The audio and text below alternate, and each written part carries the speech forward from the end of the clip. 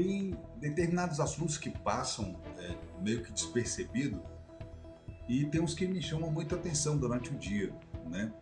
Porque eles voltam à tona, assim.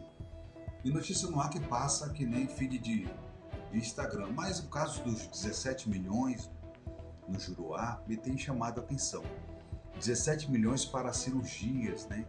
O dinheiro, segundo a informação, foi pago, mas não sabemos de fato se foi ou não foi executado. Então, na prática, eu acredito que tem pacientes esperando cirurgias. Então, a pergunta que explode na política no Acre é simples: cadê o dinheiro?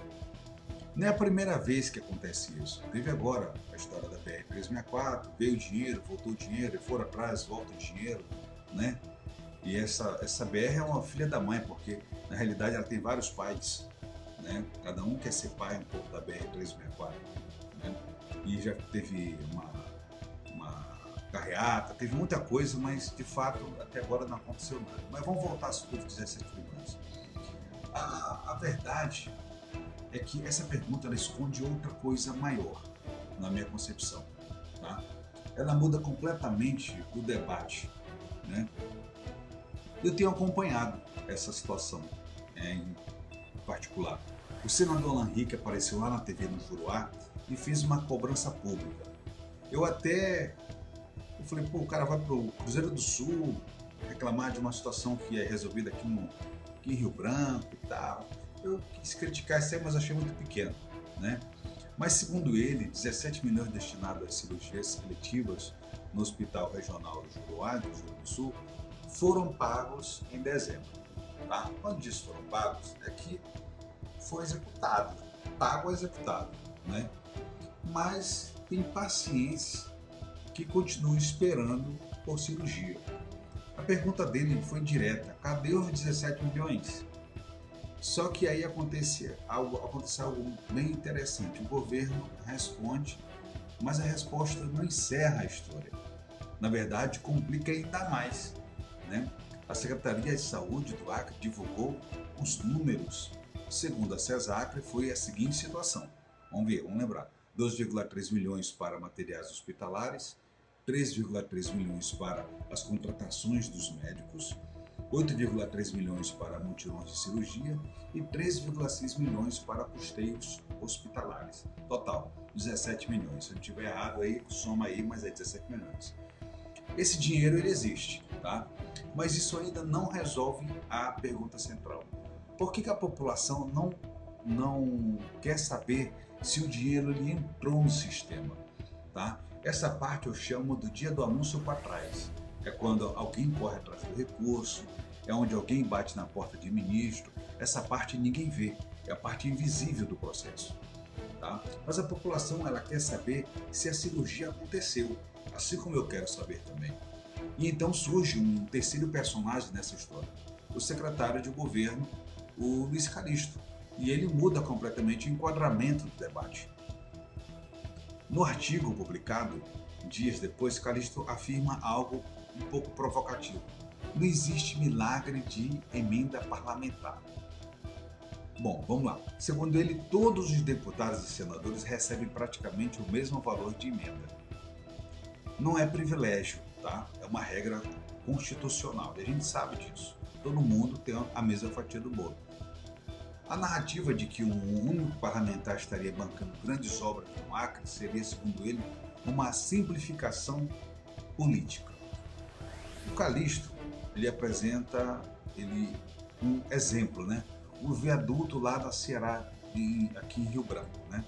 O valor estimado da obra 50 milhões. O valor da emenda 17 milhões. A conta é simples. A emenda cobre cerca de 30% do projeto, os outros 70% vêm do orçamento público executado pelo governo. E aqui aparece um fenômeno clássico da política brasileira. O recurso é coletivo, o mérito é individual.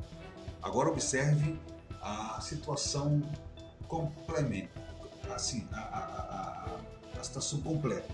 Vou passar agora. Nós temos três narrativas aqui em disputa. A narrativa do senador, que eu chamo de senador barbudo, que é o Alan Henrique. O dinheiro chegou, mas a cirurgia não aconteceu, tá? A narrativa do governo, o dinheiro foi empenhado e está sendo executado. E a narrativa do secretário de governo. As emendas são apenas parte do processo. Quem executa é o Estado. E aqui a gente tem 3 versões. Uma fila de pacientes esperando cirurgia, né? E aqui aparece o ponto que causa a mim um desconforto. Em política pública existem 3 etapas diferentes: dinheiro anunciado, dinheiro empenhado e serviço entregue. Eu já participei de governos anteriores e tenho uma formação em controlador interno do Estado. A gente conhece bem isso, sabe como é que funciona. Porém, vamos voltar agora para a camada do eleitor, né? O eleitor costuma ouvir apenas a primeira, né? E essa vira capa de manchete de grandes jornais em Rio Branco. Foi liberado tantos milhões para a BR-364, foi liberado tantos milhões para construir isso e aquilo. Mas a gente que lê a notícia, a gente que assiste os jornais, né, sabe que a burocracia é a segunda parte. Mas quem está esperando a cirurgia precisa da terceira.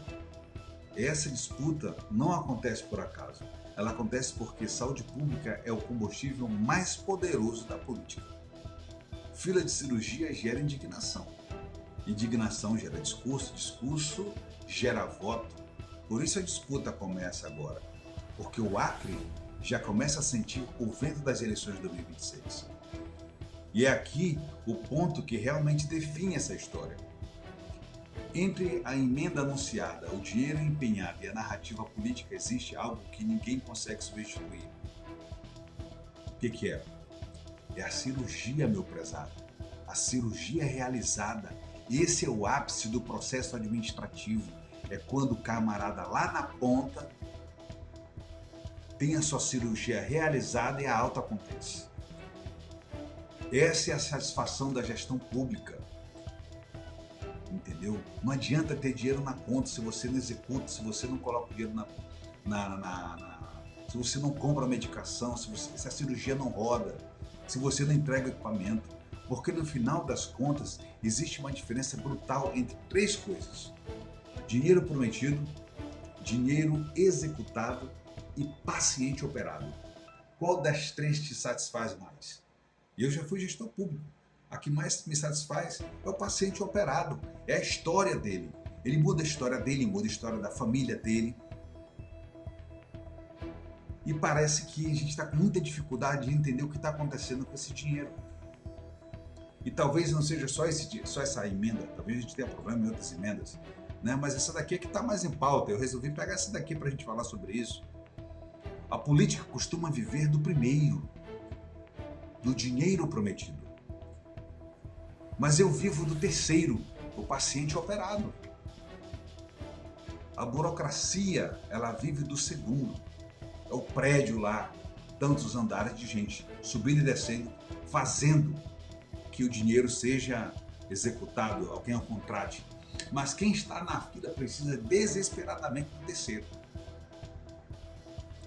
Eu sou proprietário de clínicas e laboratório. Eu levanto de manhã para trabalhar com a seguinte missão: diagnosticar um paciente e dizer para ele: você tem isso, você tinha isso, agora você não tem mais, você está com o osso quebrado, você precisa engessar, você tem um problema de estômago, você precisa fazer uma endoscopia, uma colonoscopia, você precisa fazer uma espirometria, você precisa dar uma solução.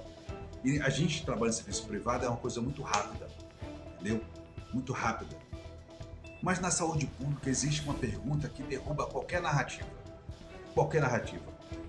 Tá? E eu vou fazer essa pergunta para você agora com muita sinceridade. Se você souber, me diga: quantas cirurgias esse dinheiro realmente realizou? Porque o anúncio faz manchete. A planilha faz defesa. Mas somente a cirurgia feita salva a reputação de um governo. E eu estou aguardando, né, essa resposta. Espero que venham boas respostas, bons números e que esse dinheiro realmente tenha sido executado. Meu nome é Elton Muniz, esse é o Tom da Conversa. A gente organizou um pouco mais, mas a gente precisa saber cadê os 17 milhões. Eu te aguardo no próximo vídeo.